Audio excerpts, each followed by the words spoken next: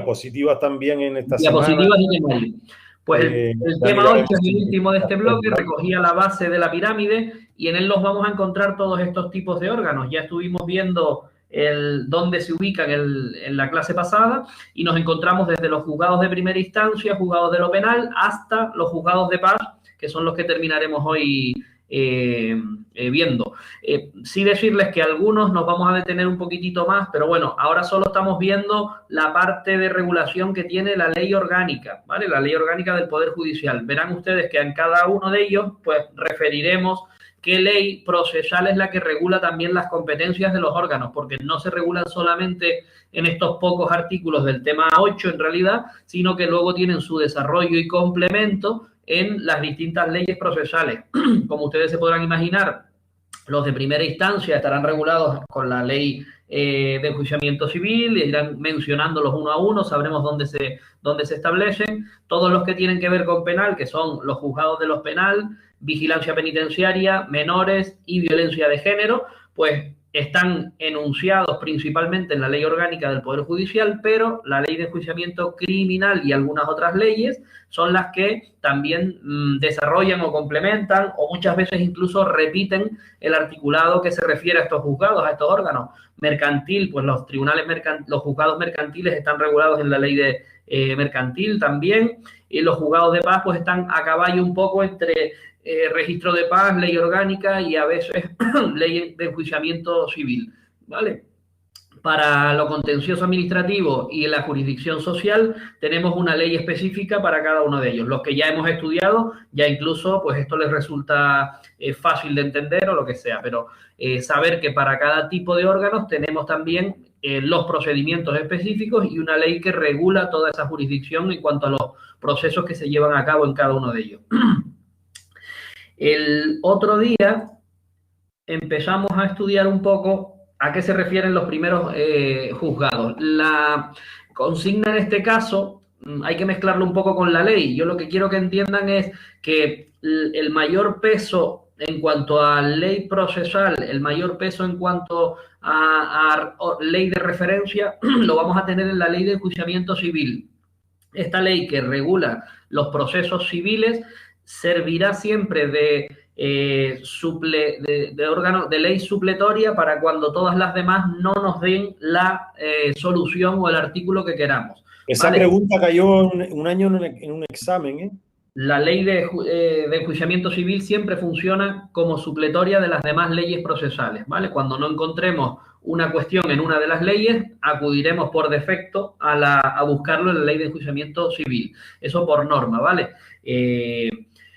¿Qué nos dice esta ley? Pero también la ley orgánica del Poder Judicial, que regula la estructura y base de esta pirámide judicial, que nos vamos a encontrar en esta parte: juzgados de primera instancia, juzgados de primera instancia e instrucción y juzgados de instrucción. Abarcamos dos órdenes jurisdiccionales. Hablamos del orden civil con los juzgados de primera instancia y los juzgados mixtos, que tienen esa peculiaridad de que engloban en un mismo órgano o conocen dentro de un mismo órgano materia penal y materia civil, todo el orden jurisdiccional civil, primera instancia y mixto, ¿vale? Aparte, pues nos encontraremos... Perdona un momento.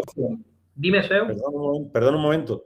En el tema 6, cuando se lo vayan a estudiar, por si acaso después me olvide, cuando vayan a hacer los test, acuérdense que jueces y magistrados y ministerio fiscal en el tema 6, eso no lo hemos visto. O sea, esos test no los hagan. Hombre, si alguno se lo estudió y los quiere hacer, de putísima madre. Los que los quieran hacer, pues se tendrán que... Esa parte que ponga test, jueces y magistrados, ministerio fiscal, esos test no entran. ¿Vale?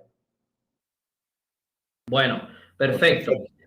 Vale, pues no sé si esto ya, no recuerdo ahora mismo si ya estuvimos avanzando en esto, pero bueno, el orden jurisdiccional civil a través, en la base primera de la pirámide, como estuvimos viendo ayer, a través de los juzgados de primera instancia, o mixtos si se tratara.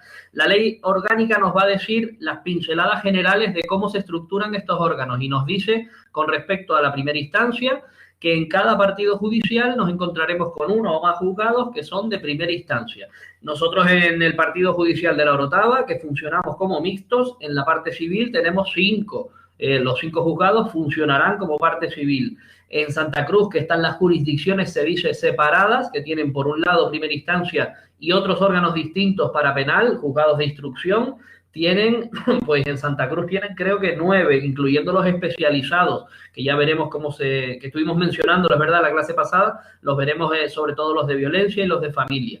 Nos dice además que aparte de haber uno o más, la sede de los órganos se situará en la capital del partido judicial. Aquí ya hemos visto los conceptos de partido judicial que no se corresponde con capital de provincia necesariamente, ¿vale? Ni se corresponde con provincia, ¿vale? El partido judicial, según la definición de la ley de demarcación y planta, puede tener una agrupación de municipios o referirse solo a algunos municipios de la provincia o abarcar el mismo tamaño de la provincia. Es una delimitación distinta a efectos judiciales. Por ejemplo, poníamos el ejemplo de La Laguna, por ejemplo, tanto La Laguna como municipio, como los municipios adyacentes de Tegueste, Tejina también lo recoge, otras localidades que están ahí, Tejina creo que pertenece a La Laguna, pues todas estas se engloban dentro del mismo partido judicial, el concepto de partido judicial.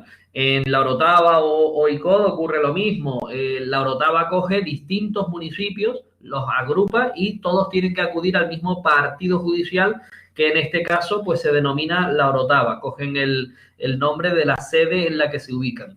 Estas preguntitas que son fáciles de imaginárselas, es importante que las tengamos claras porque en algún tipo de órgano cambia y nos pueden preguntar esto que nos parece fácil y tal, pues son preguntitas que muchas veces ya metidos en faena de los procedimientos se nos olvidan, pues precisamente porque son fáciles, ¿vale? No caer en ello y cada vez que lo hagamos pensarlo un poquito y no hacerlas de manera mecánica. Toman la designación del municipio donde se ubiquen en su sede, pues La Laguna, La Orotava, aunque sea Los Realejos, aunque sea La Matanza y La Victoria, se denomina La Orotava. Y en primera instancia tienen una serie de materias, en este caso las más amplias y las más voluminosas que nos encontramos en civil, pues todos aquellos juicios que determine la ley de enjuiciamiento civil. Aquí ya empezamos a ver una ley procesal que nos estudiaremos en los temas 16 y 17, aparte de algunas partes también en el 25 a 28, pero bueno, la ley de enjuiciamiento civil, como ustedes se imaginen, nos la vamos a aprender pues de cabo a rabo, de arriba a abajo, como ustedes quieran. Conocemos de la jurisdicción voluntaria, todos aquellos actos que regula la ley de jurisdicción voluntaria, que ya el otro día dimos solamente una definición y la estudiaremos en un tema aparte. Los recursos contra los juzgados de paz, que dijimos que le quedaban muy poquitas funciones y muy pocos juicios. Hablamos de la conciliación en casos inferiores a determinada cantidad muy pequeña, creo que eran 90 o 60 euros, muy poquito. Cuestiones de competencia, las solicitudes de exequatur, ya habíamos definido el exequatur, tener en cuenta lo que se denomina como exequatur, ese procedimiento para el reconocer una sentencia extranjera y puede ser que ejecutarla también en España, lo mismo los laudos que vengan de fuera, los concursos de persona natural o física, que estuvimos diciendo que era una modificación de la ley, tanto en la parte mercantil como en la ley de enjuiciamiento civil, que permite que ahora los juzgados de primera instancia conozcan de ese procedimiento en el que no solo una empresa que podía caer en concurso o presentar un concurso voluntario, sino con sus acreedores, sino la persona física, ¿vale? Con su DNI, sus deudas que pueden provenir de distintas fuentes, deudas con la administración tributaria, deudas con Hacienda, deudas con particulares, deudas con bancos, etcétera, y llega un momento en el que la persona no puede hacer frente a los pagos periódicos que tenga de todas estas deudas. En ese caso se le permite primero instar una comunicación para intentar un acuerdo con todos esos acreedores, tiene una duración en la ley previsto y a raíz de ahí pues presentar alguno de los tipos de concursos previstos para o bien pagar de alguna manera, lograr el pago a los distintos acreedores de alguna manera, con procedimientos de quita o de reducción de las deudas, o bien, si no se pudiera, para la persona física está prevista en última instancia la extinción de casi todas esas deudas, respetando las llamadas preferentes, que esas no se extinguen, las que son con administraciones y con la Hacienda y conceptos tributarios, y poder esa persona pues no caer en esa muerte civil que se llama, que es el estar siempre en todos los registros por deudores, por morosos, no te dan un crédito, etcétera, etcétera, y tampoco puedes realizar una mínima vida digna, ¿vale? Es la llamada ley de segunda oportunidad y el proceso concursal de personas físicas. Todo este rollo no nos entra en la oposición, salvo en gestión, ¿vale? Y se viene aplicando desde hace ya un tiempo en los juzgados, lo llevamos en primera instancia y son procedimientos, pues bueno, que de cierta novedad que nos podrían preguntar en esa parte. Miren, en cuanto a la instrucción, vimos una vez más la diferencia entre instrucción y fase de enjuiciamiento, estuvimos mencionándola, y ya vimos que es la ley de enjuiciamiento criminal, otra de las principales leyes que vamos a estudiar en el procedimiento, en nuestra oposición, la que determina qué tipos de delitos son los que conocen estos juzgados en fase de instrucción. Nos distinguía, porque veremos después en qué consisten los juzgados de violencia, que tienen una cierta atracción o son competentes en exclusiva y excluyente. Los juzgados de violencia sobre la mujer es una de las primeras especializaciones que vemos en cuanto a los juzgados en este orden penal. Hay determinados juzgados que son de instrucción, pero que instruyen delitos de violencia sobre la mujer. Se denominan juzgados de violencia sobre la mujer y son exclusivos. No tienen otras funciones que las que veremos que se encargan estos juzgados. Como se pueden imaginar, todos van a tener que ser delitos relacionados con el concepto de violencia sobre la mujer, ¿vale? Esto es un ámbito bastante amplio que se estudia durante toda la oposición y lo iremos viendo en cada momento. Todo lo que no sea violencia de género o violencia sobre la mujer, la instrucción de esas causas le corresponde a los juzgados de instrucción. Y si se fijan, aquí dice cuyo enjuiciamiento le corresponde a las audiencias provinciales y a los juzgados de los penales. Ya hemos visto que en esas dos fases, instrucción y enjuiciamiento, unas terminarán en los juzgados de lo penal, otras terminarán en la audiencia provincial que corresponda. ¿Alguien recuerda, y lo pregunto así libre, cuál era el criterio o cuál era la distinción para que un delito instruido por los juzgados de instrucción termine en juicio en el penal o bien termine en juicio pero en la audiencia provincial? ¿Alguien lo recuerda? Bueno, también se encargan como juzgados de instrucción, en el artículo 87 nos lo dice. Me está diciendo Isabel que no se ve. ¿No ves el ¿no esquema, ve? Isabel? A ver. ¿Ahora?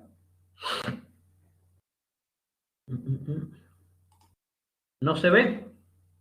No, era mi ordenador. Ah, vale. Ahora se ve un poquito más corto, ¿verdad? No sé si un poco mejor, a lo mejor. Vale. Había dicho la preguntita esa de cómo distinguimos que el enjuiciamiento sea por los juzgados de lo penal o bien por la audiencia provincial. Es una pregunta básica del orden penal, por si la recordamos. Y habíamos dicho que se encargan también de dictar sentencias de conformidad. Y ustedes dirán, acabamos de decir que solo se encargan de la fase de instrucción, pero ahora me están diciendo que celebra un juicio y dicta una sentencia. Pues sí. ¿Sí? Está diciendo Carolina si es de 5 o menos, de 5 años o menos. Efectivamente. Sí, por ahí van los tiros. Vamos a dejar que alguien más madure por ahí. La diferencia entre uno y otro es... Pero sí, tiene razón Carolina. La diferencia es esa. Delitos... Bueno, es el artículo 657 de la Ley de Enjuiciamiento Criminal. Distingue...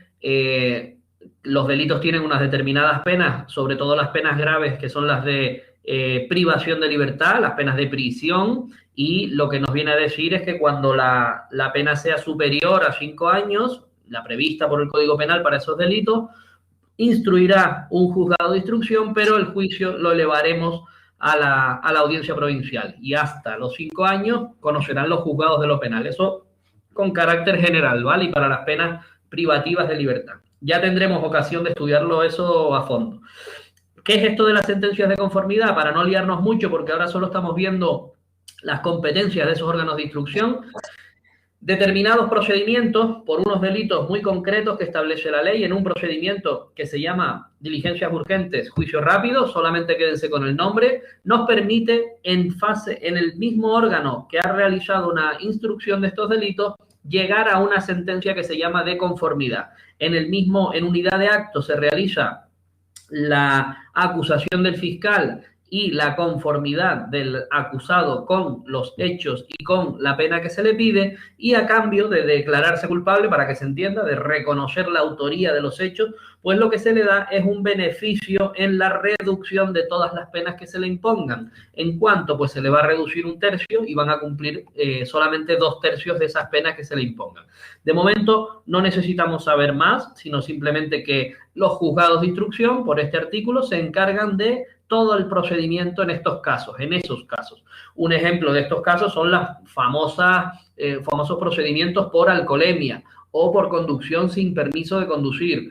Son cosas tan obvias. Objetivamente, la policía te ha pillado en un control de alcoholemia, has dado positivo, te conformas en el juzgado con todos los hechos y te quitan menos tiempo el carnet o te condenan a pagar una multa, pues menos tiempo, ¿vale? Menos ecuación tiempo-dinero. También conocen y dictan sentencia de los llamados juicios por delitos leves, segunda posibilidad en la que no solo nos dedicamos a la fase de instrucción en estos juzgados, sino que avanzamos hasta conocimiento y fallo de los mismos. Los delitos leves son esas infracciones penales que han quedado en la última reforma y que proceden algunas de faltas, antiguas faltas reconvertidas a delitos leves, o bien algunos delitos que han quedado definidos como propiamente delitos leves y no como otro tipo de infracciones. Aquí no va a hacer falta en nuestra oposición aprendernos el listado de delitos leves, aunque lo tienen en la plataforma de cuáles son los que quedan, ¿vale? Con la reforma última que se hizo, muchas de las conductas que antes se consideraban faltas directamente se eliminaron, ¿vale? Dejaron de constituir infracciones del Código Penal, ya no están en el Código Penal, algunas se seguirán castigando pues administrativamente, con alguna sanción administrativa o algo, pero ya no son infracción penal. Antes las faltas era la infracción más pequeña que había. Unos daños inferiores a 400 euros, pues si te declaraban culpable de ese delito, pues era una falta, no era un delito. Ahora es un delito leve. Bueno, pues ese juicio pequeño, que antes era el juicio de faltas, mantiene un poco su estructura. Bueno, casi toda la estructura de celebración se celebra ante los juzgados de instrucción. Ya veremos cómo cómo nos llega el atestado, cómo se celebra, cómo se señala, etcétera, etcétera. Y se dicta la sentencia por el mismo órgano instructor, ¿vale? Porque prácticamente la instrucción en estos procesos no existe, es muy corta, es muy pequeña. Bueno, los procedimientos de habeas corpus, no sé si ya por aquí nos habíamos quedado el último día. Conocen de los procedimientos de habeas corpus. Para no entrar en mucha explicación, solamente definiremos el proceso de habeas corpus como aquella solicitud que se realiza por la persona que se encuentra en situación de detención, ¿vale? Cuando estudiemos penal veremos cómo se puede y en qué condiciones se puede detener a una persona. Son artículos muy importantes porque no solo las fuerzas y cuerpos de seguridad del Estado pueden detener, sino cualquier persona en algún supuesto puede practicar una detención. Tenemos que saber en qué condiciones son y cómo son, y sobre todo durante cuánto tiempo dice tanto la Constitución como las leyes procesales que puede estar una persona en situación de detención. Piensen que eso es lo más importante que nos pueden quitar, la libertad deambulatoria, el no poder movernos donde queramos, o simplemente la libertad cuando estamos en alguna prisión provisional o cumpliendo una condena de prisión. Bueno, pues hay otros supuestos en los que esa detención ha sido ilegal, o la persona que está detenida puede pensar que le han detenido sin causa, o le ha detenido a alguien que no puede hacerlo, o que le han detenido más allá del tiempo estrictamente necesario. ¿Ven? Son conceptos que iremos viendo y perfilando. En esos casos, simplemente con solicitar un procedimiento de habeas corpus, a esa persona se la va a situar delante del juez, en este caso del juez instructor de guardia, ¿vale? Porque está repartido así, pero juzgados normalmente de instrucción, para que simplemente resuelva si su detención se ha practicado legal o ilegalmente. Si incurren en algún defecto que cause nulidad y haya que ponerlo directamente en libertad, o bien ese procedimiento se ha realizado bien y la persona está detenida perfectamente, con lo cual volvería o bien a a la comisaría donde esté o al calabozo donde se encuentre. Ese es el procedimiento de habeas corpus. Para no olvidarnos, recordar, pues bueno, esa anécdota que siempre los delincuentes que se hayan ahí han oído hablar de ello, pero no se acuerdan del latín habeas corpus y pueden decir maravillas de quiero hasta un corpus Christi o quiero un habeas, no sé, montones de ellos. No sé si está por aquí Ana Raquel, seguro que se ha encontrado con algunos de ellos por ahí en sus procedimientos. Bueno. Conoce el juzgado de instrucción que le toque. Por último, los recursos que la ley establezca directamente contra resoluciones dictadas por los juzgados de paz, este está prácticamente sin contenido. No sé si queda algún delito leve que pueda conocer un juzgado de paz, que entiendo que no. Por último, resuelven sobre una cuestión bastante importante: la adopción de la orden de protección a víctimas de violencia de género, ¿vale? Cuando esté desarrollando funciones de guardia y siempre que no le corresponda al juzgado de violencia sobre la mujer. Esto que parece muy fácil, hay que imaginárselo y entenderlo, ¿vale? Cuando estudiemos penal veremos en qué consiste y cómo se despliega una orden de protección, pero para ahora vamos a entender que la orden de protección es un conjunto de medidas que se acuerdan en un auto del juez. El juez dicta una resolución que se llama auto y que esas medidas van encaminadas a proteger a una víctima de violencia de género, mujer, exmujer, novia, determinados supuestos que también hoy veremos, ¿vale? Respecto del agresor, que suele ser exmarido, exnovio, expareja. Bien.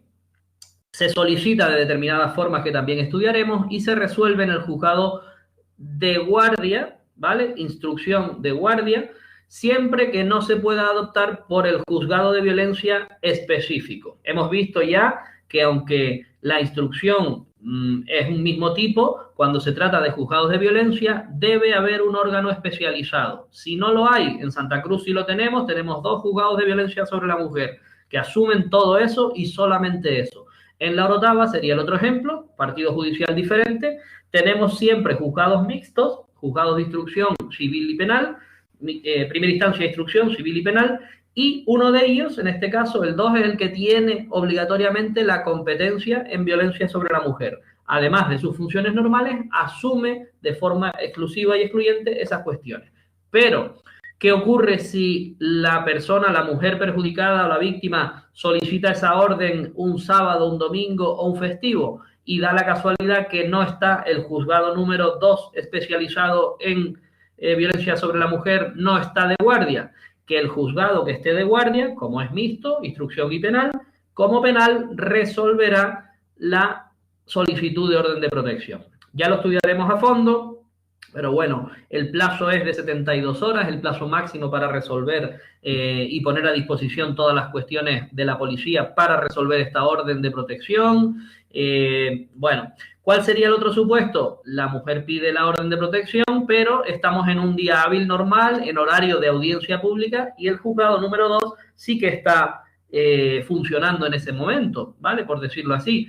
Entonces, lo que vamos a hacer es remitir esa solicitud directamente al juzgado especializado, o sea, al número 2 de violencia sobre la mujer, ¿vale? Con que se hayan quedado con la idea nos vale, porque lo iremos repitiendo y sobre todo lo veremos a fondo con los procedimientos. Miren, más cositas de los que se encargan los juzgados de instrucción. ¿Recuerdan los instrumentos de reconocimiento mutuo?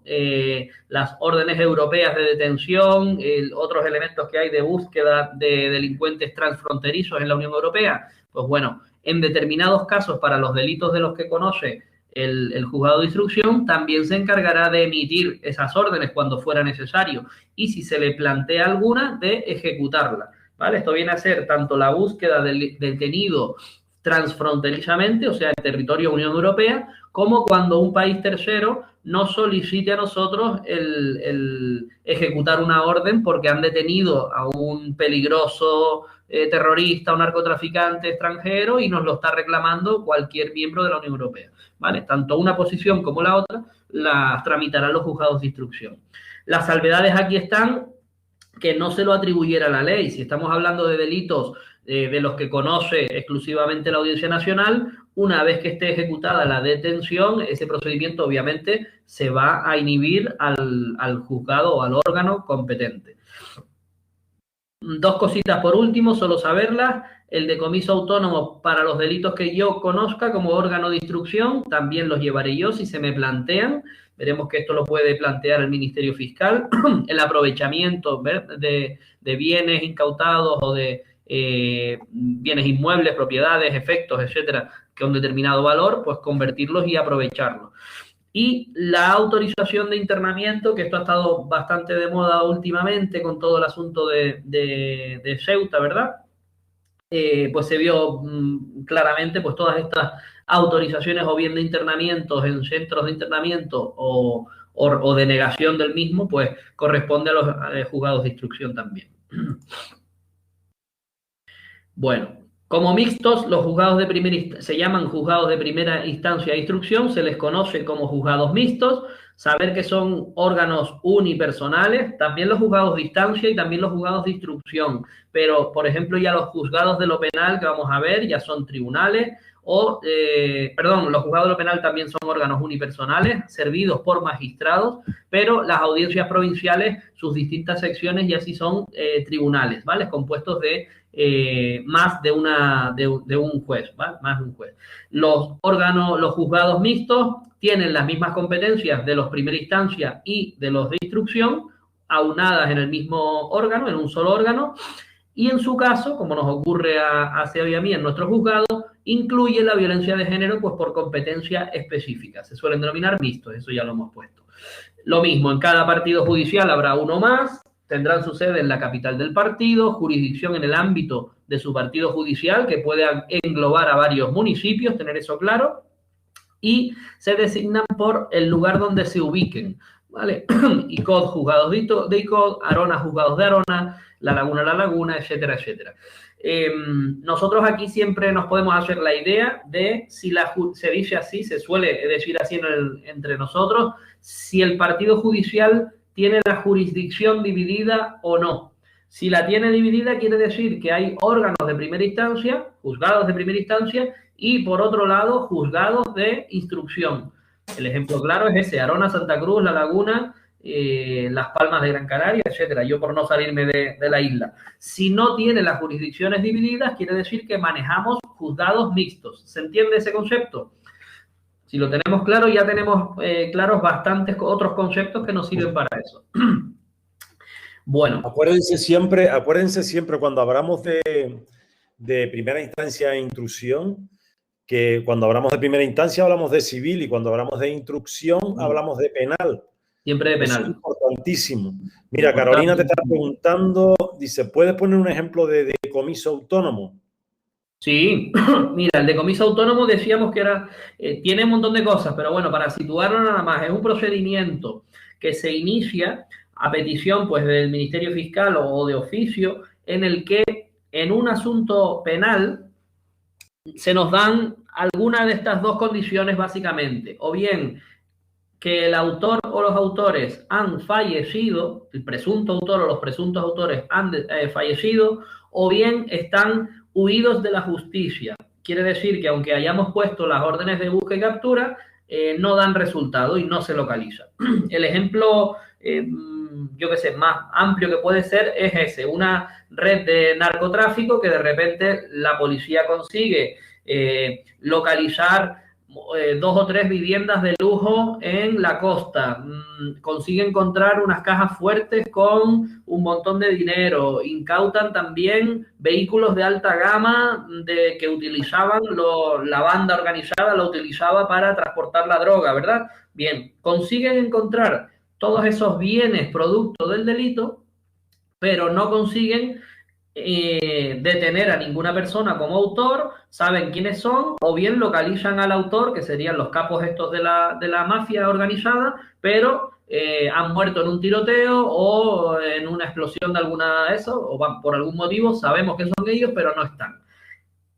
¿Por qué se diseña este procedimiento? Pues se diseña porque antes no podías hacer nada con esos bienes mientras los tuvieras así, hasta que no hubieras dictado una sentencia, ¿verdad? Entonces, bueno, se idea ese mecanismo para, de una forma u otra, conseguir que esos bienes salgan a subasta, se utilicen por la Guardia Civil, los vehículos de alta gama pues puedan tener un uso legal, claro. O bien esos bienes se conviertan de alguna manera en dinero, todo lo que hemos conseguido producto de la droga o de ese delito, y puedan satisfacer los perjuicios que el delito haya causado. Indemnizaremos a las víctimas, a los dueños de los coches se les devolverá eso o el dinero, en fin, a las personas que hayan sufrido extorsión o que hayan sido víctimas de lo que sea, o bien al propio Estado si ha sido perjudicado.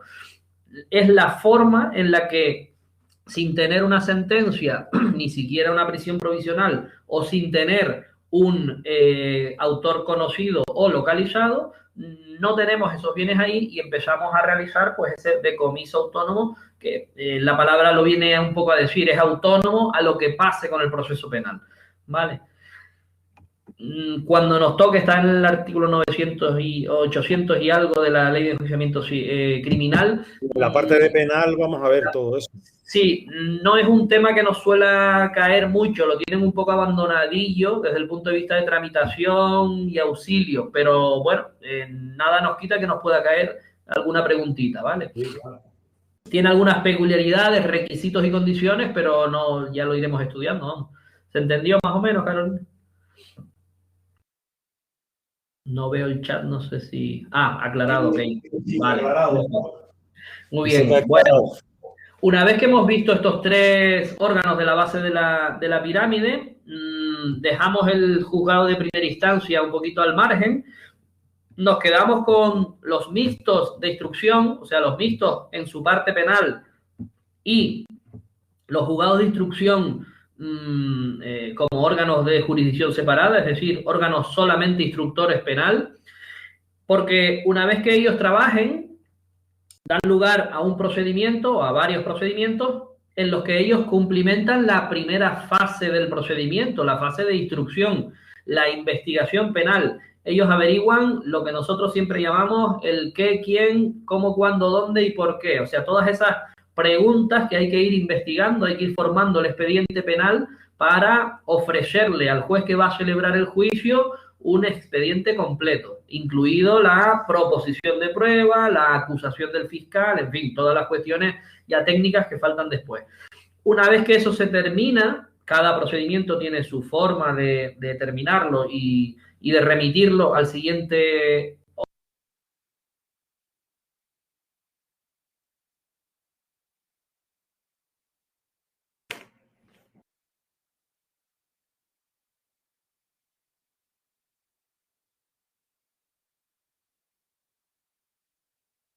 Se perdió a Fran, ¿no? O por lo menos a mí. Ok.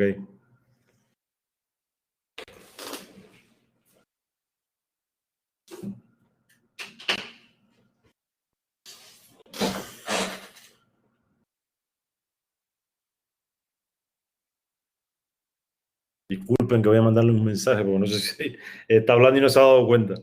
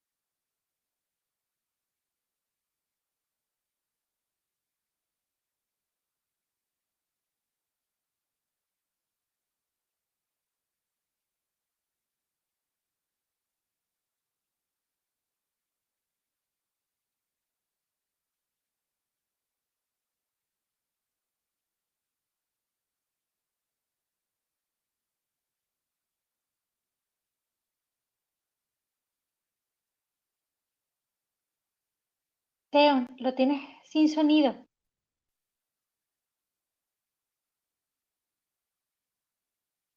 Que respecto al examen del próximo día, en el tema 6 encontrarán test que son de 70 y de 90 preguntas.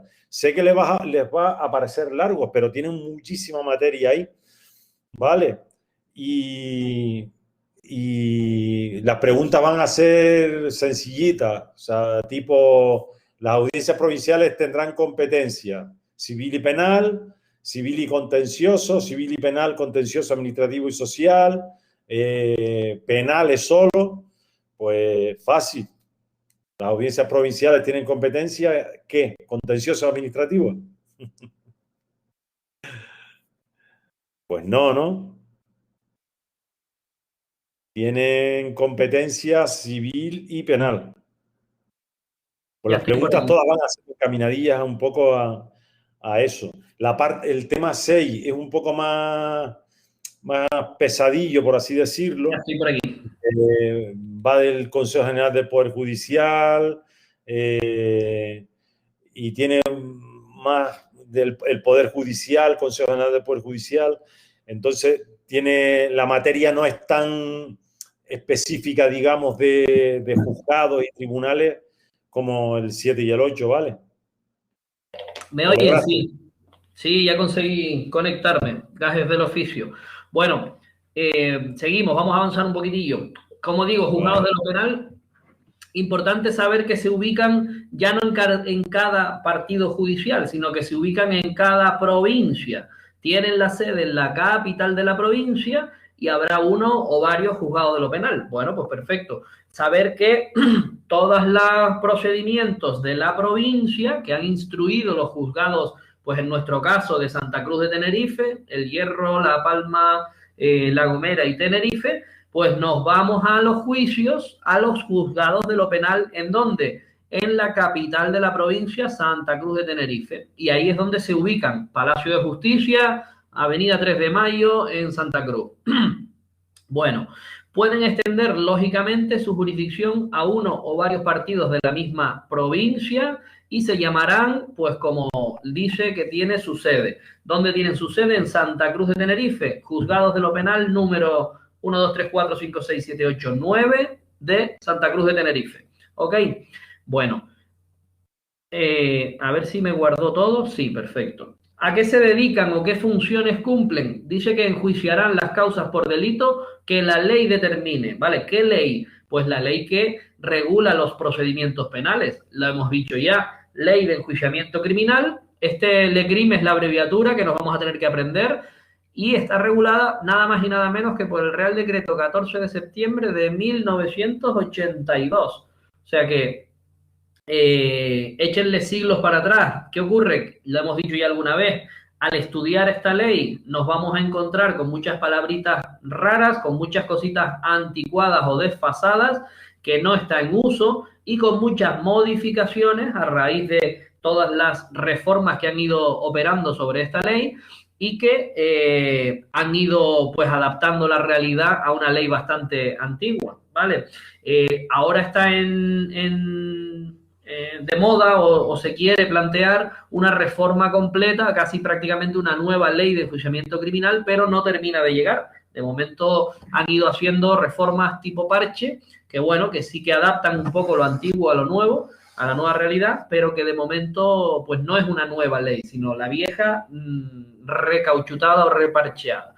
Entonces, una de las cosas que ya sabemos, la acabamos de ver al inicio de la clase, es que enjuiciarán no todos los delitos que hayan instruido los juzgados de instrucción, sino solo aquellos hasta 5 años de prisión de privación de libertad u otras hasta 10 años que determine la ley, etcétera, etcétera. Ya sabemos uno de los truquitos de por qué no siempre conocen los penales, pero sí que sabemos que se dedican a enjuiciar. Otra de las fases del proceso que recoge la celebración de juicio, el dictar sentencia y luego ya veremos que también la ejecución de esas sentencias que dicten. Nos dice la ley también en el 98 de la Ley Orgánica del Poder Judicial que deberán deberán especializarse uno o varios juzgados en cada provincia en materia de violencia de género. Los penales en Santa Cruz asumen, varios de ellos, asumen todos los procedimientos para celebrar juicio en materia de violencia de género. Están especializados. También les corresponde otra función importante, que es llevar a cabo la ejecución sin perjuicio de sus sentencias, de aquellas sentencias que han dictado los juzgados de instrucción. Si antes decíamos que los juzgados de instrucción en varios procedimientos dictaban ellos mismos las sentencias, es decir, las dos fases ante el mismo juzgado, ahora vemos que han dictado la sentencia en el juzgado de instrucción, pero la ejecución la llevan a cabo los juzgados de lo penal.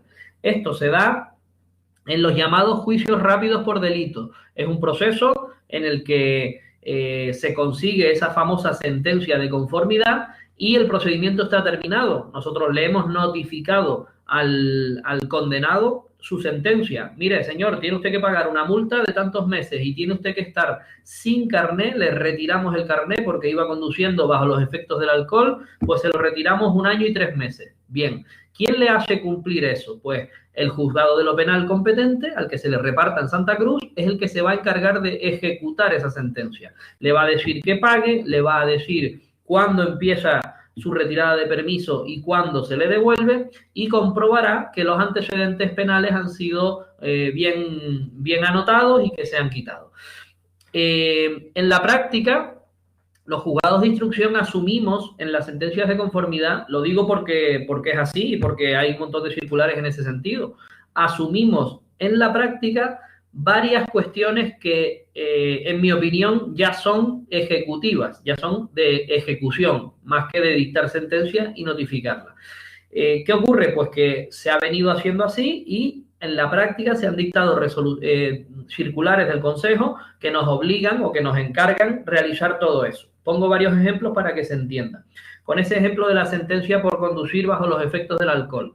Si al señor le hemos puesto una multa como pena y le hemos puesto una retirada de permiso también como pena, permiso de conducir, tendremos nosotros en el propio juzgado de instrucción que hacer dos cosas. Una, requerirle al señor para que pague en ese mismo momento la multa. Y otra, retirarle de hecho el carné, o por lo menos requerirle para que lo entregue, ¿vale? Directamente en ese momento o en el plazo de 24 horas. Esas dos acciones de requerimiento para cumplir ya una pena ya suponen una actividad de ejecución de la sentencia, ¿vale? Pero como donde manda capitán no manda marinero, se encargan los juzgados de instrucción. Después de eso, enviamos todo al juzgado de lo penal, que ellos comprueban que realiza todo eso. Además de esas dos actuaciones, nosotros como juzgados de instrucción también nos encargamos de anotar en los sistemas, en las bases de datos, el llamado antecedente penal. La condena se inscribe, se anota en un sistema informático que tenemos que se llama SIRAC, donde constan todos los antecedentes penales. Así ya cualquier juzgado que compruebe ya saben que ese señor tiene un antecedente penal con una sentencia de esa fecha, donde se le retiró el permiso, etcétera, etcétera, etcétera. ¿Vale? Bueno, normalmente, pues bueno, la continuación de la ejecución de esa sentencia ya se manda al penal correspondiente y cuando terminen los plazos, pues se hace. También se encargan los penales del reconocimiento y ejecución de resoluciones extranjeras. Estos son los exequatur, pero los que impongan sanciones pecuniarias, los que impongan algún tipo de multa, ¿vale? Una sentencia extranjera que impone una multa, pues se tramita ante los juzgados de lo penal. Bien, y el decomiso autónomo de sus delitos. Si antes veíamos los que podían ocuparse los juzgados de instrucción, ahora los que se encarguen del conocimiento de sus propios delitos.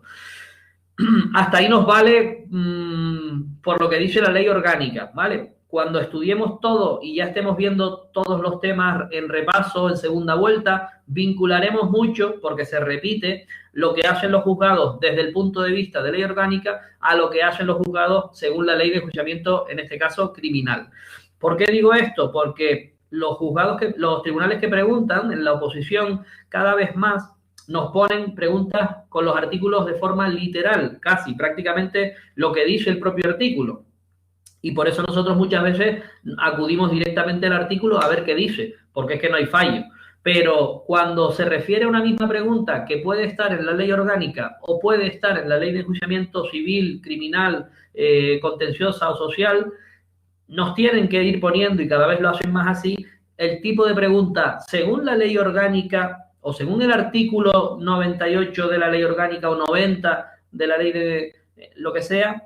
Los juzgados conocerán de las siguientes causas, ¿vale? Muchas veces coincide uno y otro y muchas veces hay alguna pequeña pero importante diferencia, ¿vale? Todo eso lo iremos viendo y sobre todo en las preguntas lo tienen especificado perfectamente.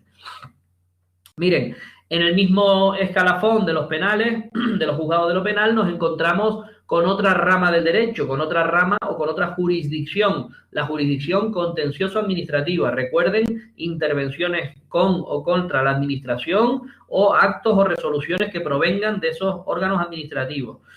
Existen unos juzgados para que cuando se agote la vía administrativa y queramos luchar o discutir un acto o una resolución, casi siempre interpongamos el correspondiente recurso contencioso administrativo ante los jueces, para que un juez controle esa actuación o bien analice ese acto o resolución y nos diga si tenemos razón en nuestra petición o no.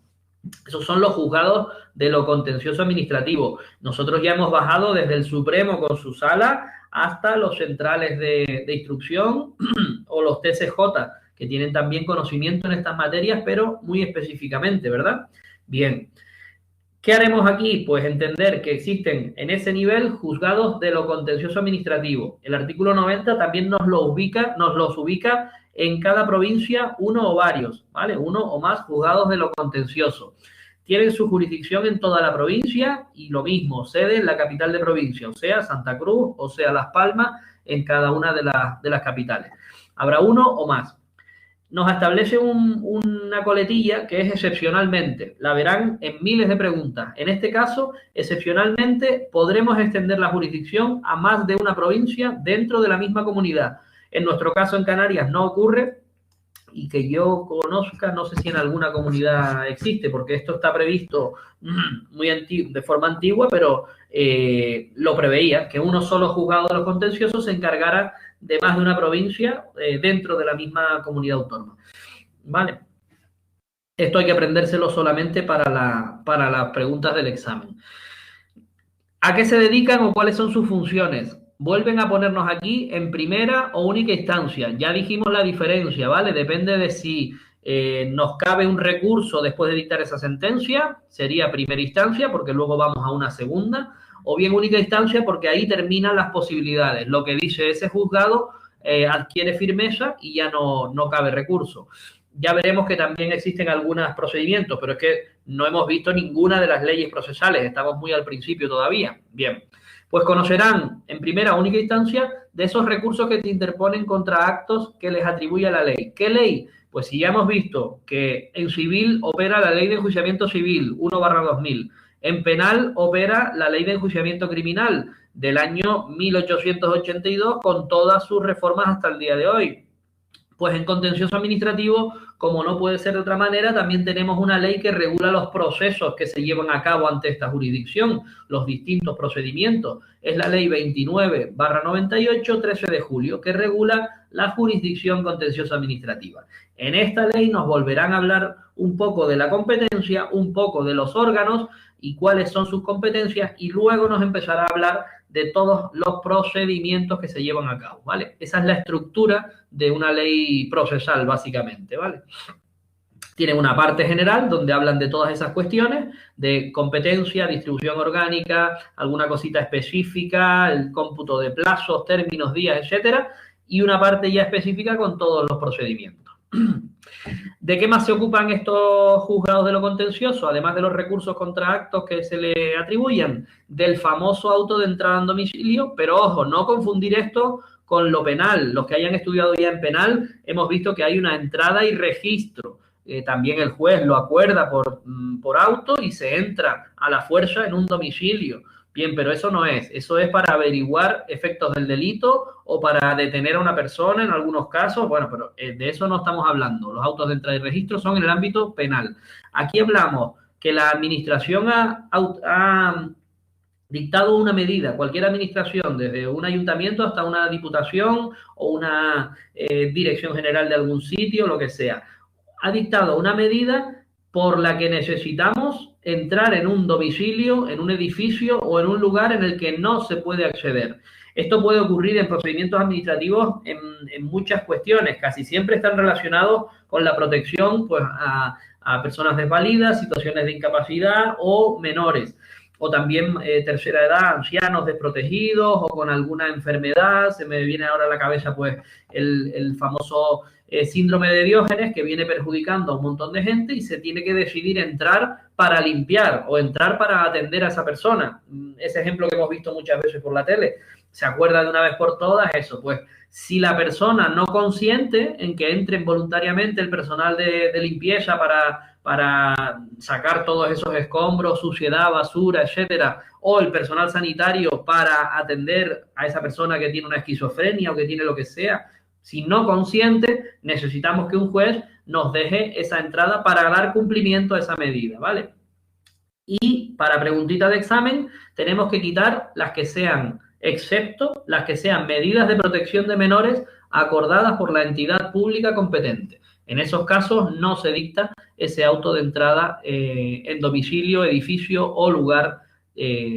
Y la característica, bueno, es que tenga que dar el consentimiento, pues el dueño de la casa, el responsable o titular del edificio o lugar que esté cerrado, ¿vale? ¿Se entendió esta peculiaridad que es un poquito rara y nos suelen preguntar alguna vez? Bueno, como les digo, en la ley de jurisdicción nos entraremos a fondo, porque si no el contencioso sería muy sencillo, ¿verdad? Entraremos a fondo explicando un poquito más de los actos y resoluciones, viendo quién los tiene que dictar y en función de eso quién los va a conocer en el proceso judicial. Pero bueno, por lo que nos dice la ley orgánica nos basta con conocer eso, ¿vale? Y a esta jurisdicción le unimos lo que ya hemos dicho de los juzgados centrales, de lo contencioso administrativo, de la audiencia, de los tribunales superiores de justicia y del Tribunal Supremo en la sala tercera de lo contencioso. Bueno, nos quedan los juzgados de lo social en la misma demarcación provincial, ¿verdad? En la misma ámbito delimitado en la provincia. Y pues nos vuelve a decir lo mismo, existirán uno o varios juzgados de lo social. Todo esto de uno o varios siempre acudimos a la ley de planta y demarcación y a las implementaciones de nuevos juzgados que año tras año se realizan pues por el Ministerio en función de las memorias y de las necesidades que se presentan cada año por los distintos tribunales superiores de justicia y se estiman muchas de ellas y se van creando órganos nuevos, ¿vale? Bueno, también nos dice que serán uno o varios en lo social, que es otra rama del derecho, otra jurisdicción, y que se podrán establecer en poblaciones distintas de la capital. Esto es una peculiaridad de los juzgados de lo social. Nos dice por necesidades del servicio o por necesidad de determinados núcleos de trabajo.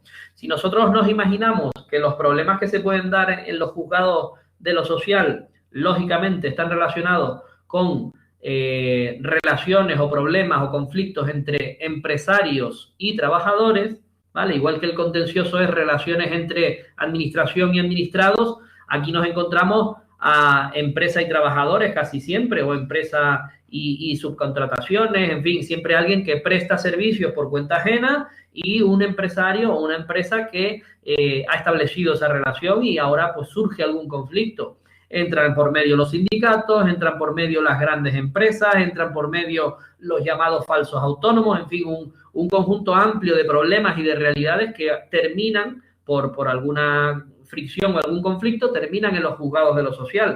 Bueno, lo que nos viene a decir aquí es simplemente que aunque estén en la capital de provincia, porque vengan estructurados así en el edificio, en este caso en Santa Cruz, pues si nos encontráramos con un gran área de influencia de polígono industrial en tal pueblo, imagínense en la península, o con una gran empresa o un conflicto muy importante, se podría establecer en otra población distinta un juzgado de lo social, ¿vale? Si fuera así, si tuviéramos un núcleo de trabajo muy, muy importante, pues se podría hacer, aunque la capital no esté en tal sitio. Si nos consta que la recogida del cultivo, no sé qué, se produce en este área y ahí surgen 27.000 despidos improcedentes todos los años, pues se puede valorar la posibilidad de establecer un juzgado de lo social en ese área o en esa población, ¿vale?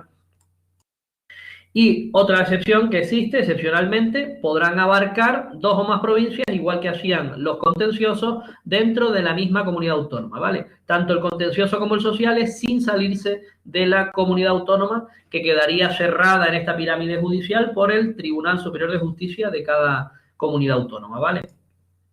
Bien.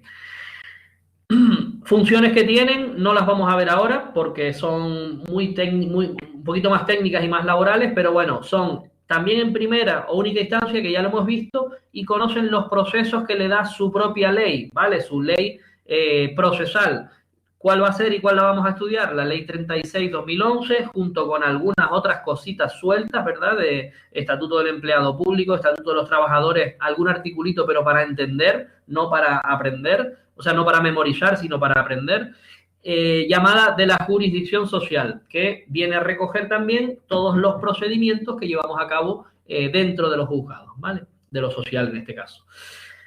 Juzgado de vigilancia penitenciaria, juzgado curioso, juzgado que ya hemos visto que tenía, como lo vimos con los centrales de vigilancia penitenciaria, funciones muy concretas en una de las partes de los procedimientos penales, que se refiere a cuando las personas condenadas ya están cumpliendo específicamente penas privativas de libertad, es decir, ya están en los establecimientos penitenciarios. Bueno, pues como tales, tendrán que existir en cada provincia, dentro del orden jurisdiccional penal. Esto es una pregunta que ha caído alguna vez. ¿A qué orden jurisdiccional pertenece vigilancia penitenciaria? Obviamente no es civil, obviamente no es social ni contencioso. Militar no tenemos ya en estas partes de la pirámide, pues tiene que ser penal. Vigilancia penitenciaria es cumplimiento de penas de prisión, pues ya está, no tenemos duda ninguna. Habrá uno o varios en cada provincia. Se podrán establecer lo mismo que hemos venido diciendo para los sociales y los contenciosos, que extiendan su misma jurisdicción, su ámbito, a 2 o más provincias de la misma comunidad autónoma. Y también puede darse el caso de que no se extiendan a toda la provincia. ¿Esto por qué ocurre? Pues porque veremos que uno de los criterios para establecer los juzgados de vigilancia penitenciaria tiene que ver preferentemente con la existencia o no de ¿qué? De prisiones, de establecimientos penitenciarios en esas provincias. Entonces, no tiene sentido que se extienda a toda la provincia de Córdoba si solamente tenemos la cárcel en determinada localidad o en determinada población, ¿vale? Porque de lo que tiene que ver con vigilancia penitenciaria nunca se da fuera de ahí, ¿vale?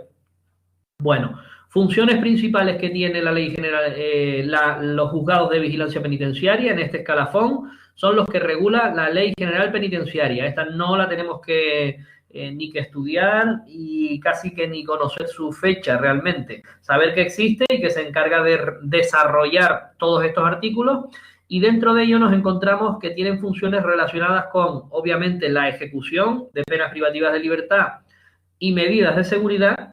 Penas privativas de libertad es cuando te condenan a 2 años y 1 día de prisión. Tienes que entrar en la cárcel. Suelen caer preguntitas de los juzgados de vigilancia penitenciaria. Una que recuerdo es esa, dice, en cada provincia dentro del orden jurisdiccional penal, ¿cuántos juzgados de vigilancia penitenciaria habrá? ¿Uno o varios? Uno o varios. Habrá por norma, sí. Uno o varios, ese. Ok.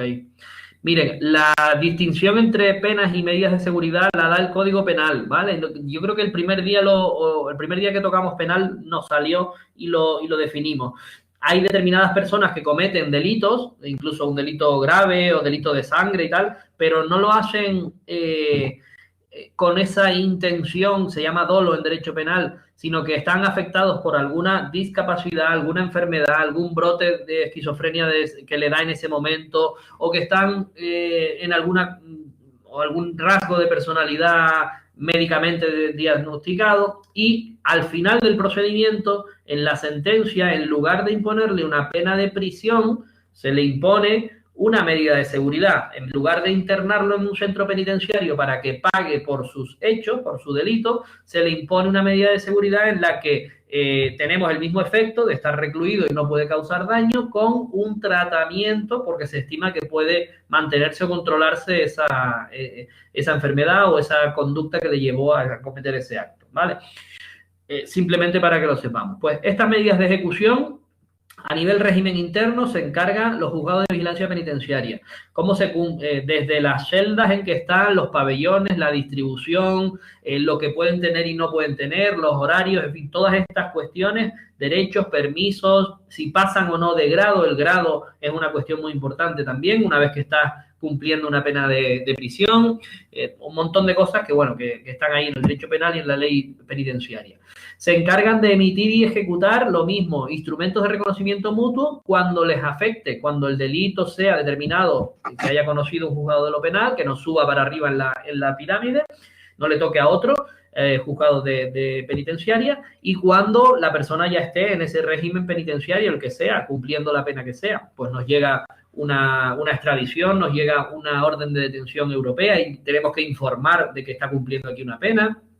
Bueno, por otro lado, el control de lo que se llama potestad disciplinaria de la autoridad penitenciaria. Oye, existen, aunque estemos presos internos, tenemos unos derechos y un funcionamiento dentro de prisión. Pues oye, que ni me sobre ni me falte nada. Si tengo derecho a trabajar o tengo derecho a la biblioteca o tengo derecho a estudiar o a que me den tal cosa o a recibir visitas o a salir incluso en permiso, que no haya una actuación arbitraria de estas autoridades penitenciarias, ¿vale? Y por último, el amparo de derechos y beneficios de los internos. Aquí está específicamente el régimen penitenciario y todo lo que es en los procedimientos, pues derechos que tengan también a reunirse con su abogado, a plantear recursos, dirigir las famosas cartas al juez, todos los derechos tanto procesales como propiamente de la prisión, ¿vale? Pues bueno, de eso se encarga el juez. Peculiaridades, porque el juez realmente no está llevando procedimientos, sino una parte más bien administrativa y de control de un procedimiento. Pues que el cargo de juez puede ser compatible con un órgano penal, de instrucción, mixto, de lo penal, ¿vale? Puede ser compatible. El mismo juez de vigilancia penitenciaria que esté adscrito al juzgado de instrucción número 8 o que esté adscrito a la sección segunda de la audiencia provincial para dictar sentencias o resolver recursos. Puede ser compatible. ¿Por qué? Porque las funciones que realiza como juez de vigilancia son compatibles y es distinto. No tiene incompatibilidad porque no son procedimientos incompatibles y además pues parece que es bastante sencillo jurídicamente de llevar. Se entiende así. Por último, lo que les decía al principio, el número de juzgados viene atendiendo al criterio de dónde existan centros penitenciarios y la clase de estos, ¿vale? Saben que hay distintas clases de prisiones. Bueno, nos queda el juzgado de menores. Con respecto a los juzgados de menores, decir que en gestión nos entra la ley de responsabilidad del menor, la ley 1/2005 de responsabilidad de menores. Tenemos un tema en gestión de menores, que ustedes tienen en la plataforma la ley y algunos documentos para estudiarlos. Y eso también para los que vayan a gestión. Si nos da tiempo lo vemos bien. Sí. Pero es un tema específico de gestión. Creo que en tramitación hay algo también. Exactamente. Eso iba a decir, que aunque ustedes oigan menores, no piensen, no, eso no me entra. Porque tanto en la ley de enjuiciamiento criminal como aquí mismo en la ley orgánica del Poder Judicial nos encontramos pinceladas de los juzgados de menores, que eso sí nos entra.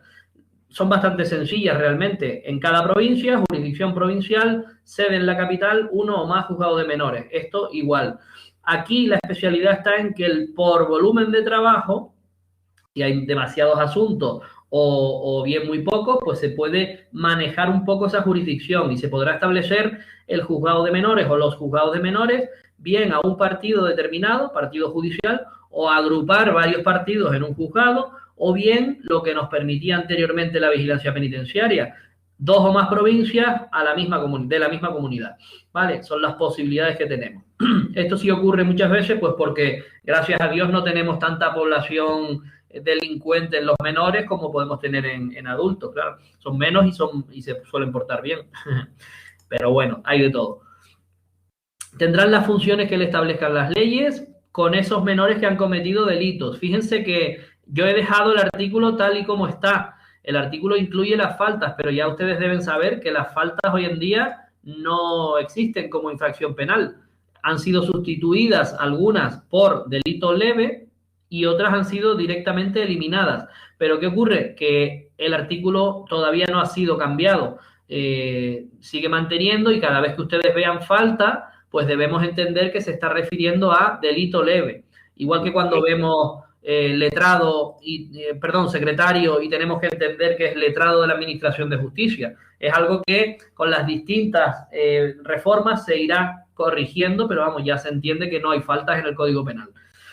Tiene funciones con respecto a estos menores que han cometido delitos, y también con los instrumentos de reconocimiento mutuo, esas órdenes de detención internacional que pudieran existir respecto de menores en la doble vertiente, tanto si las tenemos que emitir para que las cumplan fuera, como si las tenemos que recibir y darles ejecución aquí. Aquí les ponemos el número de la ley de responsabilidad penal de los menores, la 5/2000, 12 de enero. Se los hemos dicho alguna vez que en cuanto a las leyes que nos toca estudiar, también es bueno que ustedes las tengan o bien en un papel escritas simplemente las leyes que son: Constitución Española de fecha tal, Ley Orgánica del Menor de fecha tal, Ley de Enjuiciamiento Civil, número no sé qué, no sé cuánto, el nombre de la ley, el número y cómo se llama. Y tenerla siempre a mano para de vez en cuando ir echándole una lectura solo al título, solo al encabezado de la ley.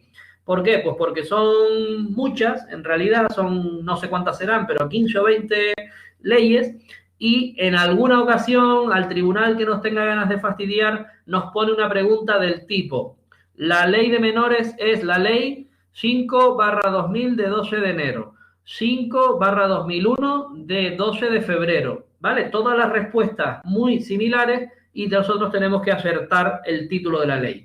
¿Eso es injusto? Pues no sé. Lo que es una faena, porque es una pregunta que hoy en día no sirve para nada, sino para demostrar que tienes memoria o no tienes memoria. Pero la cosa está diseñada así. Para ir marcando un nivel de corte. Lo usan, ¿sabes?, para cortar. Vale, entonces, bueno, que nosotros seamos listos, tenerlo por fuera, yo qué sé, si tienen una habitación para estudiar, van poniéndolas ahí en un corchito, en un sitio, y aprendérselas, ¿vale? Una, otra, y eso se aprende solo, no hace falta sino echar una lecturita cada cierto tiempo y las vamos memorizando, ¿vale? Eso es trabajo de memorizar. O cada uno que use el método que quiera, pero vamos, lo ideal sería eso. Bueno, otro tipo de juzgados dentro del mismo escalón: los mercantiles y los llamados tribunales de marca comunitaria, son los que nos recoge el 86 bis. Y bueno, se dedican pues a toda esta cuestión de los concursos de acreedores y algún que otro procedimiento más de normativa mercantil. Ahí no vamos a entrar mucho porque pasa lo mismo. La regulación mercantil, tanto el antiguo Código de Comercio como la nueva ley de concurso de acreedores y todos esos procesos, en gestión nos pueden preguntar algo, casi siempre nos preguntan algo de concurso de acreedores básicamente. En las dos, en auxilio y trami, no. En auxilio y trami ese tema no nos entra.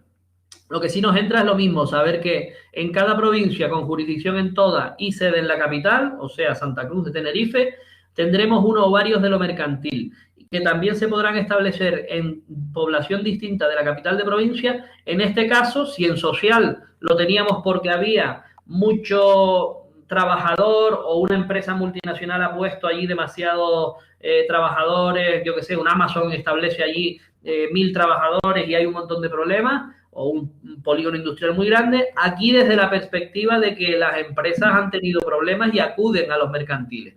Estas dos cosas no suelen ocurrir, se mantienen en la sede de la capital y que vayan allí y ya está, no pasa nada. Pero sí que se puede dar el caso, ¿vale? O bien a dos o más provincias dentro de la misma comunidad autónoma, ¿vale? La única salvedad, la que comentábamos de los llamados tribunales de marca comunitaria. Atendiendo a dos reglamentos europeos, se especializó el dibujo y marca comunitaria como materia exclusiva de los juzgados mercantiles de Alicante, y solo en esa función se les denominaba juzgados de marca comunitaria, para conocer de todos esos conflictos que se puedan dar con respecto a esas dos cositas de marca y dibujo comunitarios de la Unión Europea. Es una especialidad, una especialización que se hace en los juzgados, que está recogida en la ley y que hay que saber que cuando funcionen como mercantil serán juzgados de lo mercantil, pero que cuando el asunto o la materia se refiera a marca o dibujo comunitario, los llamaremos tribunales de marca comunitaria de Alicante, ¿vale? Bueno, y me quedan solamente los juzgados de, bueno, en materia concursal ya lo habíamos dicho, en el 86 ter tienen ustedes un elenco, función por función, de cuáles son los artículos. Yo realmente no los he puesto pues porque son un montón de materia mercantil, pero bueno, abarcan todos los incidentes concursales, el nombramiento de administradores, las quiebras, todo esto. Bueno, pues eso le echan un vistacillo si quieren para tenerlo un poquito más claro. Los juzgados de violencia de género ya los hemos mencionado más de una vez. Ahora nos especifica que en cada partido tendremos uno o más juzgados de violencia, la sede en la capital y la jurisdicción en su territorio. Nos estamos refiriendo aquí a los específicos, juzgados de violencia de género. Tienen el nombre pues del municipio donde estén, Santa Cruz y Arona, Las Palmas de Gran Canaria. Y creo que en Canarias ya está, los demás asumen las funciones. En los partidos donde solamente exista un primera instancia de instrucción, como hemos visto hasta ahora, ese asume por exclusividad todo el conocimiento del artículo 87 ter. Este articulito lo vamos a ver por ley, no sé si nos va a dar tiempo hoy, porque tenemos el test, pero vamos a intentar que sí. Porque este artículo es el que nos abre un poco el conocimiento de toda la parte penal en el ámbito de violencia de género. En violencia de género tenemos, pues no solo que el asunto lleva mucho tiempo, iba a decir de moda, aunque sea tristemente, pero está en boga de los juzgados, de los medios de comunicación, es un problema en la sociedad bastante importante, sino que también es un tema complicado técnicamente, o sea, los procedimientos de orden de protección, cómo se instruye y cómo se trabaja en un juzgado de violencia, bajo mi punto de vista es quizás lo más complicado jurídicamente. No es que sea súper difícil, al revés, una vez que lo aprendes es un procedimiento siempre sota, caballo y rey, pero el que no ha trabajado en violencia le cuesta mucho el ritmo de trabajo, muchas cosas se resuelven en el día, tienes que aplicar los artículos y te los tienes que saber perfectamente, la competencia, si es de violencia o no, en fin, muchas cositas que hay que ir aprendiéndolas y que no es tan fácil, ¿vale? Por eso, pues escucharán siempre que los que aprueban intentan evitar los juzgados de violencia. Yo, al contrario, al que le guste el derecho, le guste el penal, la violencia de género no es más que una materia específica en la que se puede trabajar muy bien, ¿vale? Otra cosa es que el juzgado funcione mal o que ustedes aspiren a una vida tranquila de funcionarios sin altibajos en cada día, pero bueno, al que le guste o a la que le guste la acción, en un juzgado de violencia se trabaja muy bien eso. Bueno, las materias las vamos a ver por ley en el artículo 87 ter, que ahora me comparto la pantalla y lo vemos, ¿vale? Así nos dice que las materias y los procedimientos que conocen son no solo procedimientos, que es lo que quería ver, sino también los recursos previstos, ¿vale? O sea, no solo van a llevar a cabo los procedimientos que vamos a ver ahora, sino también los recursos que establezcan sobre esos procedimientos. Y con su permiso voy a hacer esto, voy a irme a la ley. Bueno, primero voy a compartirles la pantalla y lo vemos directamente de la ley y así nos vamos acostumbrando un poco a manejarla. Un segundo nada más. Compartir aquí. Aquí, aquí y aquí. 99, no, el 87 ter. Si ustedes tienen la ley en otro dispositivo, pues nos podemos ir sin problemas a ese otro dispositivo. ¿Se ve ahora la pantalla? Sí. Vale, pues mire, vamos a ver un poquito por encima las competencias que tienen los juzgados de violencia sobre la mujer. Esta parte nos va a servir directamente ya para la parte de penal, ¿vale? Para algunos procedimientos en penal. Miren, se encargan de instruir procedimientos, eso hasta ahí lo podíamos tener claro. Pero, ¿qué procedimientos van a tener? Pues miren, los que el Código Penal diga que pueden ser hechos, que sean un homicidio, un aborto, unas lesiones al feto, delitos contra la libertad, delitos contra la integridad moral, contra la libertad e indemnidad sexuales. Esto lo habrán visto mucho en procedimientos ahora que han salido en medios de comunicación. Intimidad, derecho a propia imagen, honor, delitos cometidos con violencia o intimidación. Vale, esto tampoco es tan importante, hay que sabérselo, pero lo importante viene ahora. Que se hayan cometido contra quién o que la víctima sea quién. Pues que la víctima siempre tenga que ser quien haya sido o sea la esposa de quien comete el hecho, la mujer que haya estado o esté ligada al autor por una relación análoga, ¿vale? De afectividad, aunque no haya convivencia, y también los mismos delitos que hemos visto cuando se cometan sobre descendientes propios o de la esposa o conviviente, menores que convivan y tengan la capacidad modificada judicialmente, o que estén sujetos a tutela, curatela, acogimiento, guarda de hecho de ella o del conviviente. Bien, cuando también se haya producido algún acto de violencia de género. O sea que no cualquier homicidio, no cualquier lesión va a ir a un juzgado de violencia de género, sino que se tienen que dar las dos condiciones subjetivas. Por un lado, la víctima del delito tiene que ser la esposa, la novia, sea la actual o hayan sido expareja, exnovios, ¿verdad? O bien estos hijos, descendientes propios o del conviviente, etcétera, etcétera, etcétera. Este articulito es el que nos da la distinción básica de qué es un delito de violencia sobre la mujer y qué es un delito general o qué es un delito de la llamada violencia doméstica. No voy a entrar en la doméstica porque ya tendremos tiempo. Si se dan esas dos condiciones, el delito es uno de los referidos aquí y las personas son las que dice la ley, el conocimiento del proceso en fase de instrucción irá a los juzgados de violencia doméstica sobre la mujer. Siempre, en todo caso, si no es al único o al especializado, irá al que tenga las funciones, ¿vale? Esto ya lo tenemos que unir con que en estos procedimientos la víctima pide una orden de protección, con lo cual esa orden de protección, si estamos de guardia y no es un día laborable, ya sabemos que la va a resolver alguien que no es el de violencia de género. ¿Qué pasará entonces? Pues que lo resuelvo y mando el procedimiento al de violencia competente. Ya vamos viendo un concepto que es la inhibición del proceso, ¿vale? Pero hacen más cosas. Quédense ¿Dime? Con esa palabrita, inhibición, para cuando vean penal. Efectivamente. Hacen más cosas los juzgados de violencia sobre la mujer. Instruyen los procedimientos para responsabilidad penal de cualquier delito contra derechos y deberes familiares. También cuando la persona víctima sea alguien, haya sido, sea esposa, mujer, análoga relación de afectividad, aunque no haya convivencia, etcétera, etcétera, etcétera. ¿Cuáles son estos delitos? Ustedes recordarán uno muy, muy fácil, que es el impago de pensiones.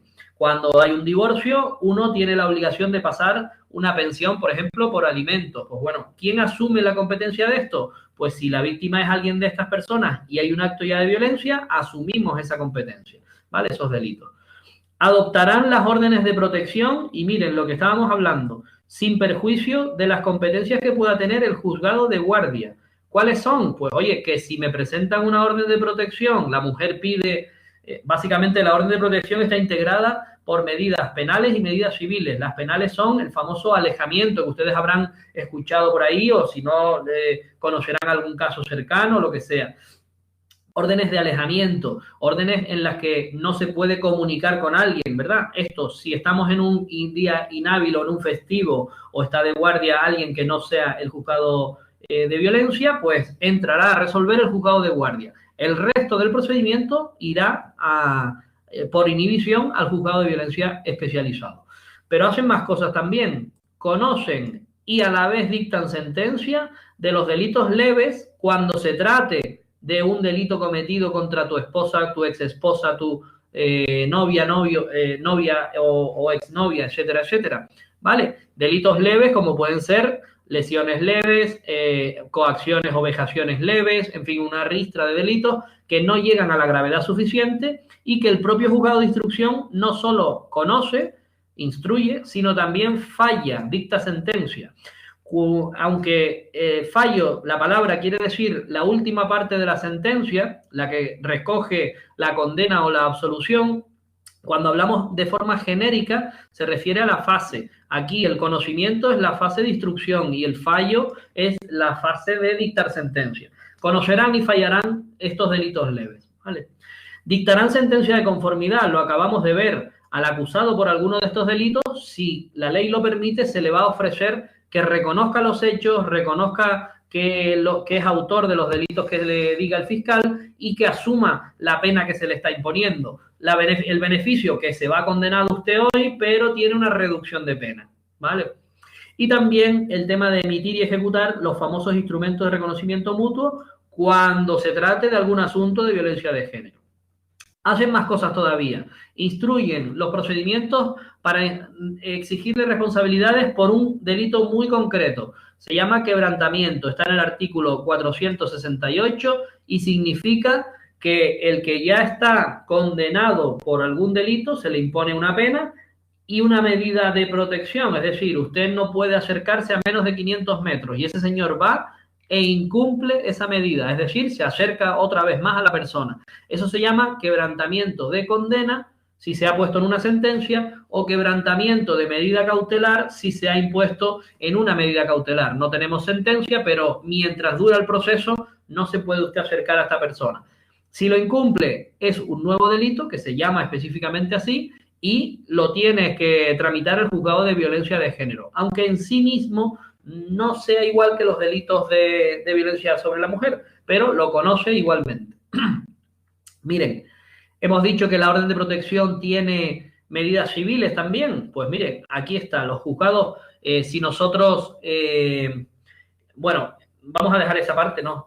Decir solamente que la orden de protección puede tener medidas civiles, es decir, puede resolver de manera momentánea y temporal sobre cuestiones de la familia, es decir, quién se queda con la vivienda que veníamos compartiendo hasta el delito, quién se queda con la guarda y custodia de los hijos, por lo menos en estos primeros momentos tiene una duración determinada, esa orden en la parte civil, ¿vale? Y la orden en el ámbito penal lo que establece es prohibiciones de comunicar, de acercarse, de residir, etcétera, etcétera, para la persona que comete el hecho o la persona que está imputado, se dice, ¿vale? Pero además de eso, los juzgados de violencia conocerán en el orden civil determinados procedimientos y también sus recursos, estos de aquí. ¿Cuándo? Cuando sean cuestiones civiles, pero conectadas directamente con el hecho penal, con el delito de violencia sobre la mujer. Pues miren, cuestiones de pongo inmediatamente el divorcio, la separación, o inmediatamente mi hijo quiere determinar que no es el padre porque tenía sospechas y encima es un agresor, o al revés. Quiero determinar que sí que lo es porque me interesa para lo que sea. Procesos de filiación, maternidad y paternidad se tramitarán por el juzgado de violencia si hay un precedente, si hay un caso de violencia en ese momento. Nulidad, separación y divorcio son los más habituales. Nosotros cada vez que tenemos un procedimiento de violencia de género, es raro el procedimiento que no termina en separación, en divorcio o en nulidad, ¿vale? Casi siempre divorcio, que es el más común ahora mismo. Relaciones paterno-filiales, cualquier modificación del régimen de visitas, la custodia, la guarda y custodia, perdón, la patria potestad compartida o no, que se le retire, eso está a la orden del día. Y también, aunque sea civil, lo conoce el juzgado de violencia sobre la mujer. Guarda y custodia, alimentos es otro tema, ¿vale? Esa pensión por alimentos que se establece, que lo reclame en nombre de los menores, bien. Estos ya no son tan frecuentes, pero también asumiríamos la competencia. Es un procedimiento específico en los que hay que prestar consentimiento para determinadas adopciones, ¿vale? No se vuelvan locos con eso. Oposición a resoluciones tampoco. Bien, y aquí viene el último párrafo de este artículo que nos establece determinadas competencias cuando ocurran simultáneamente estos 4 requisitos, ¿vale? Seremos competentes de manera exclusiva y excluyente. Que haya un proceso civil que tenga por objeto alguna de las materias que acabamos de ver. Normalmente, divorcio o modificar esas mismas condiciones. Me está acabando. ¿Perdona? Me está acabando. Voy a terminar este y yo creo que Sí, deja los juegos de paz, sí. 78, sí. Nos quedan solo los de paz. Que a la vez que haya un proceso civil, alguna de las partes sea víctima, alguna de las partes no, la mujer, la novia, la exmujer, etcétera, etcétera, sea la víctima de algún acto de violencia. Y que el otra parte se le haya imputado como autor, inductor o cooperador a la violencia. Pues en estos casos siempre se va a remitir el proceso civil a la competencia del juzgado de violencia sobre la mujer. ¿Vale? El último requisito es que se hayan adoptado medidas penales o se haya iniciado el proceso penal. ¿vale? Por este conjunto de criterios es por lo que a los juzgados de violencia les suelen llegar un montón de procesos civiles por el simple hecho de que exista un proceso en trámite de violencia de género. Entonces nos volvemos competentes y asumimos un divorcio, asumimos una modificación de medida, asumimos una filiación, ¿vale? Bueno, este párrafo ya no es tan importante y por último, quizás este sí leérnoslo, que el Poder Judicial tiene esta obligación de estudio para modificar pues todo tipo de condiciones, incluso crear oficinas judiciales, dependiendo a, como si dijéramos, los datos estadísticos, ¿vale? Bueno, pues ellos hacen un estudio, ahora está muy de moda las salas amables, por ejemplo, los juzgados de violencia, nosotros contamos con una de estas salas, porque muchas veces la víctima viene con los hijos, pues oye, a los hijos no los vas a meter en una sala y estén toda la mañana ahí aburridos, pues hay un espacio en el que, bueno, tiene una decoración específica, tiene a lo mejor agua y unos caramelos y un poco de intimidad y bueno, ahí se puede establecer un ambiente mejor tanto para la víctima como para los menores, ¿vale? Pues bueno, todo eso el Consejo General es el que tiene que estudiarlo y a través del Ministerio de Justicia y las comunidades dotar que todas estas dependencias estén bien, ¿vale? Si quieren me quedo aquí, dejo de compartirlo. Nos quedan solamente los juzgados de paz. Finalizamos el tema 8.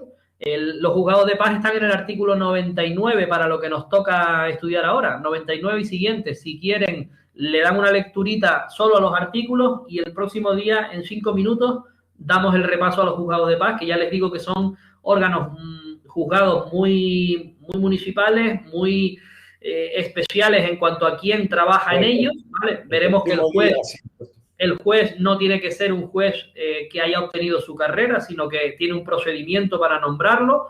Veremos quién lo nombra, veremos un poquito las cuestiones que nos pueden preguntar, ¿vale? De los que juzgados suelen caer bastante efectivamente, de los juzgados de paz. Vale, y a partir de mañana ya, yo creo, tendremos esos temas con los enlaces de los vídeos. Voy a parar aquí ahora la grabación, ¿ok?